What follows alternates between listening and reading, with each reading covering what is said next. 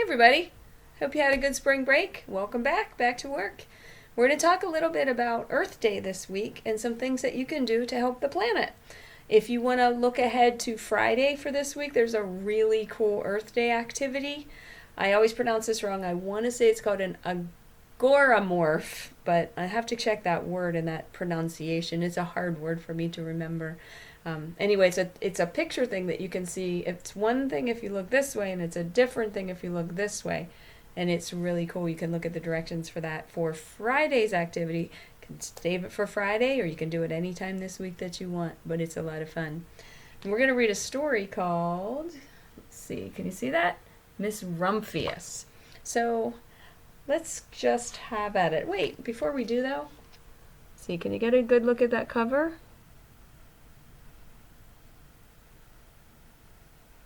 You guys remember what it means to infer something? To make an inference? Making an inference means that you're taking something you already know, combining it with something that you're looking at or reading, and trying to sort of figure out what's going on. So what can you infer about the character on the cover of this book? So I want you to think about her. Can you make any inferences about her? Have any idea about what's going on with her? Okay, well, let's read the book and see what happens. Oh, yeah, I heard somebody say that there's an award on here. It is not a Caldecott or Newbery Award, but it is the American Book Award. So this is an award-winning story. So let's have at it. Oh, it's written by Barbara Cooney, and she is the author and illustrator. So that means that she wrote the words and drew the pictures. You got it. Oh, my pages were stuck together. And she dedicated this book to St. Nicholas, patron saint of children, sailors, and maidens. Again, I hope you can see that. It's her little dedication. The Lupine Lady lives in a small house overlooking the sea. In between the rocks around her house grow blue and purple and rose-colored flowers. The Lupine Lady is little and old, but she has not always been that way. I know. She's my great aunt, and she told me so. Once upon a time, she was a little girl named Alice, who lived in a city by the sea. From the front stoop, she could see the wharves and the bristling masts of tall ships. Many years ago, her grandfather had come to America on a large sailing ship. Do you know what somebody is called, excuse me, that comes to America from a different country? It's an immigrant. One more look. Okay, can you see the seaside? Cool picture, isn't it?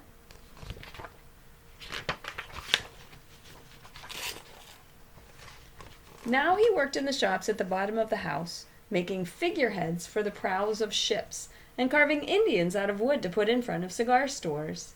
For Alice's grandfather was an artist. He painted pictures, too, of sailing ships and places across the sea. When he was very busy, Alice helped him put in the skies. Look at that. And there's Alice helping put the skies into the signs.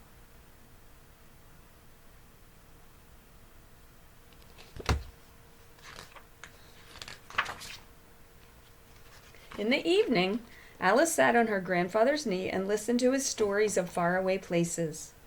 When he had finished, Alice would say, "When I grow up, I will too go to faraway places, and when I grow old, I too will live beside the sea." "That is all very well, little Alice," said her grandfather, "but there's a third thing you must do." "What is that?" asked Alice. "You must do something to make the world more beautiful," said her grandfather. "All right," said Alice, but she did not know what that could be. In the meantime, Alice got up and washed her face and ate porridge for breakfast. She went to school and came home and did her homework, and pretty soon she was grown up. So when Alice was a little girl, do you think that she enjoyed spending time with her grandfather? What are some things that she did? What are some things from the book that make you understand or think that she did like spending time with her grandfather?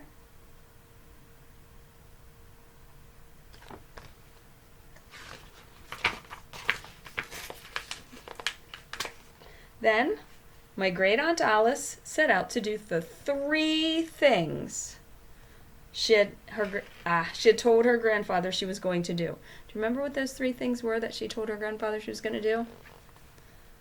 One of them was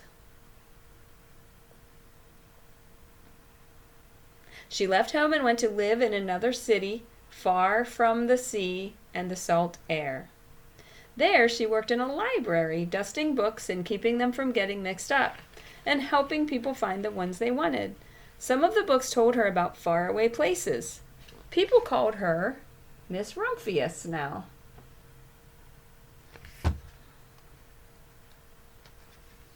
Sometimes she went to the conservatory in the middle of the park. When she stepped inside on a winter day, the warm, moist air wrapped itself around her, and the sweet smell of jasmine filled her nose. "This is almost like a tropical isle," said Miss Rumphius, "but not quite."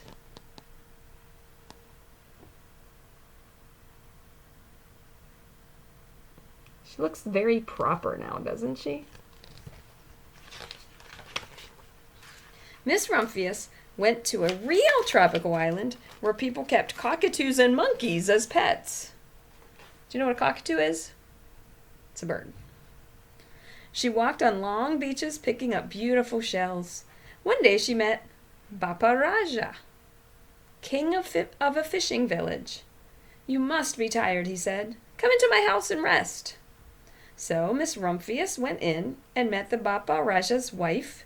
The Bapa Raja himself fetched a green coconut and cut a slice off the top so that Miss Rumphius could drink the coconut water inside. Before she left, the Bapa Raja gave her a beautiful mother-of-pearl shell on which she had painted a bird of paradise and the words, "You will always remain in my heart." "You will always remain in mine, too," said Miss Rumphius.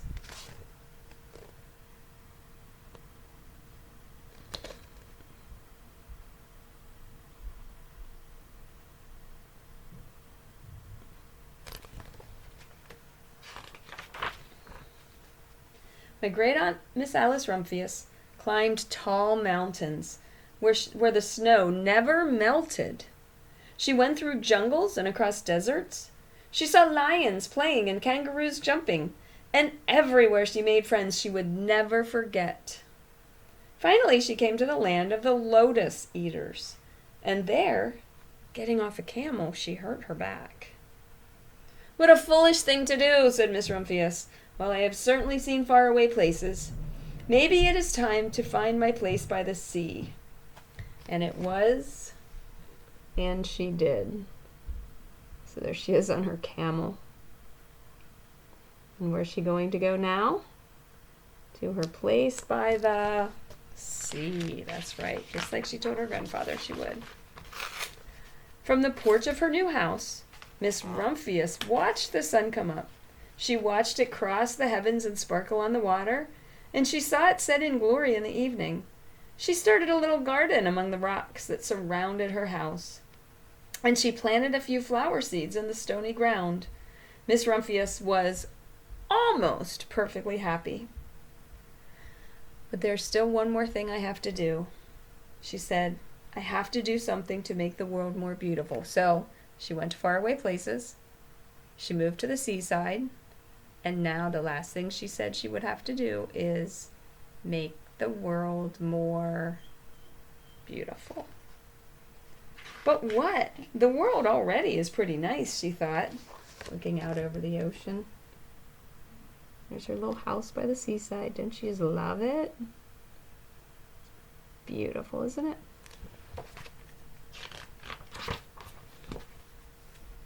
The next spring, Miss Rumphius was not very well. Her back was bothering her again, and she had to stay in bed most of the time. The flowers she had planted the summer before had come up and bloomed, in spite of the stony ground. She could see them from her bedroom window, blue and purple and rose-colored. Lupines. said Miss Rumphius with satisfaction. "I have always loved lupines the best. I wish I could plant more seeds this summer so that I could still have more flowers next year." But she was not able to.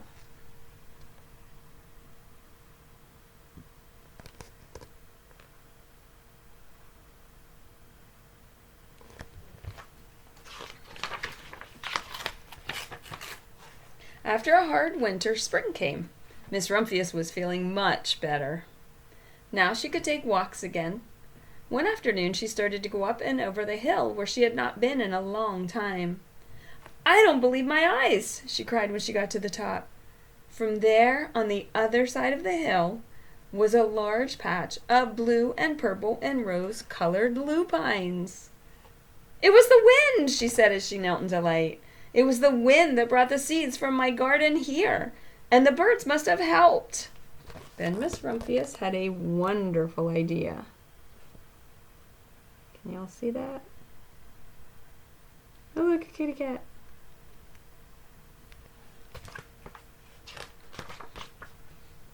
She hurried home and got out her seed catalogs.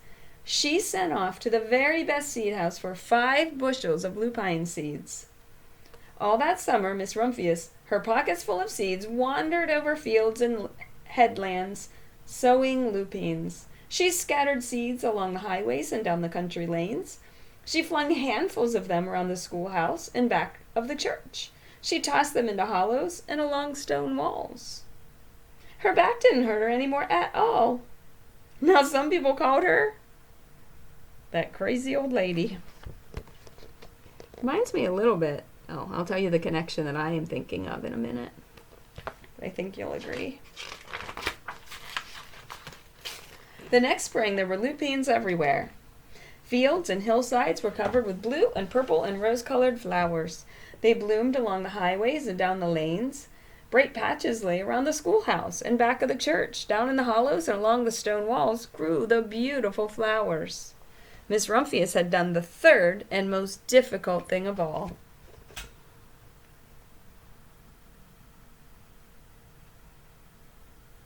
So her first thing was to travel. Her second thing was to live by the seaside, and the third thing was to make the world a little more beautiful.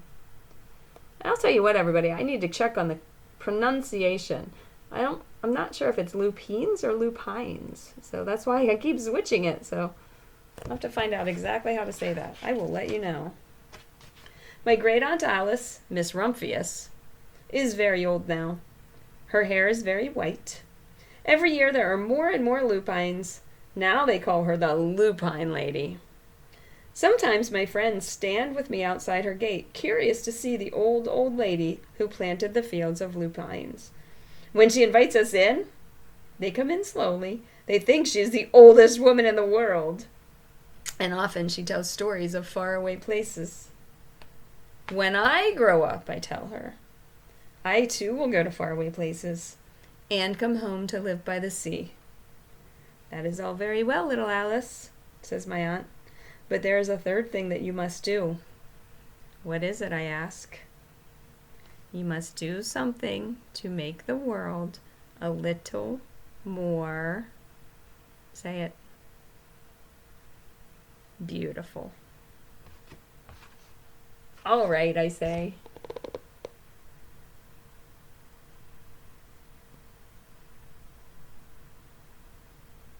That looks like a great place to go visit. I would like to meet her. But I do not know yet what that can be.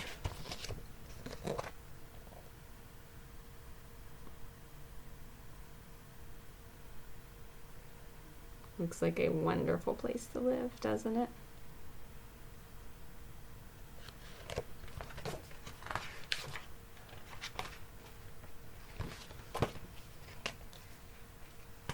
So when you hear stories like this from older people, that is actually studying history.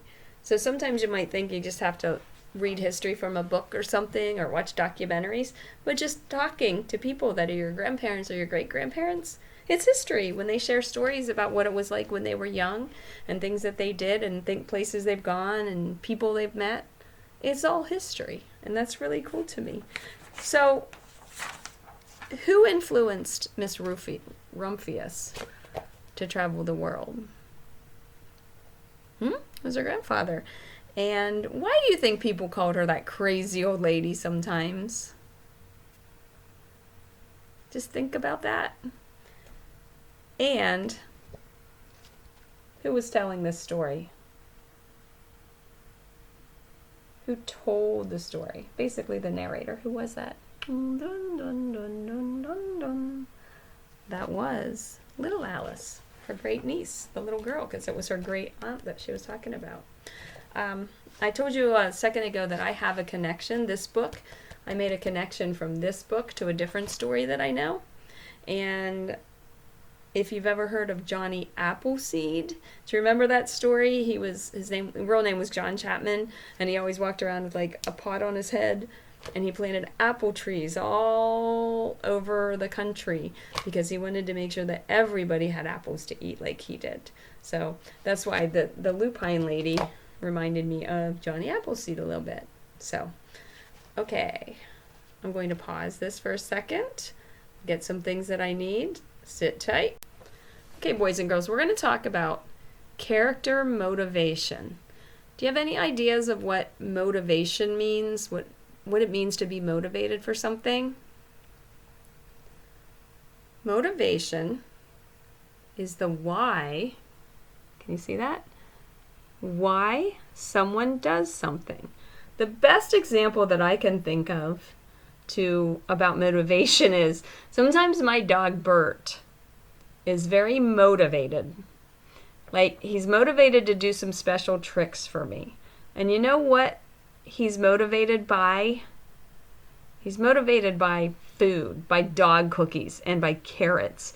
If I tell him I have a treat for him, he's very motivated to do something good. But in this case, in this story, the lupine lady, Miss Rumphius, was motivated to do something. And it has to do with these very beautiful flowers that she printed. So motivation is why somebody does something. So in this story, I need you to think about the character motivation. And the top of this paper says, what 3 goals does Alice have for her life? Okay, so I want you to think about those 3 goals that she had for her life. What were those? And at the bottom part of this paper, it says, what motivated Alice to do these 3 things? And it does say what, but I think that I would change that word to who. Now I'm going to show you something. You can print out this paper to use for this assignment, or you can simply do this.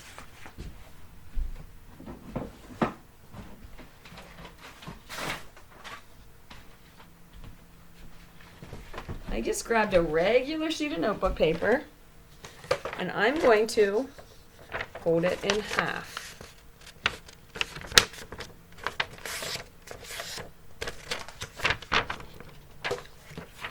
And I have markers. You can use a pencil or crayon or markers, whatever you have at home that you want to use. And I'm going to write, what 3 goals does Alice have? In fact, I'm going to even shortcut this a little bit. And I'm going to write Alice's. Did you notice I put an apostrophe up there? Because these goals belong to Alice. It's not the same. It's the same apostrophe as if you were doing contractions like in word study. But in this case, it's because it belongs to somebody. Alice's 3 goals. So at the top, you're going to write what her 3 goals were. And under this line, I'm not drawing a line, but I'm just going to write below the line what motivated her.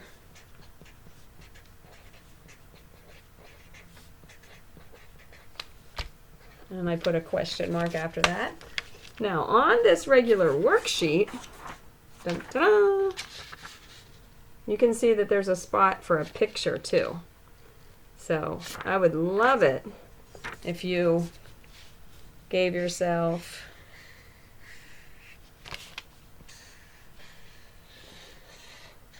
a little picture box too. But you don't have to draw the box like that. But if you can just divide your paper into two pieces, two sections. And so up here we need our 1, 2, 3 goals. Whoop, can you see it? There it is. And down here, this would be a good picture one because I believe that it was a who that motivated her, not necessarily what. So, okay, boys and girls, go ahead and get your, either print your character motivation worksheet out or get a piece of paper or you put this right in your notebook and go ahead and finish this paper. And when you are done, put it in a pile with all your work and send it off to your teacher to be checked. Okay, have a great day. Bye-bye.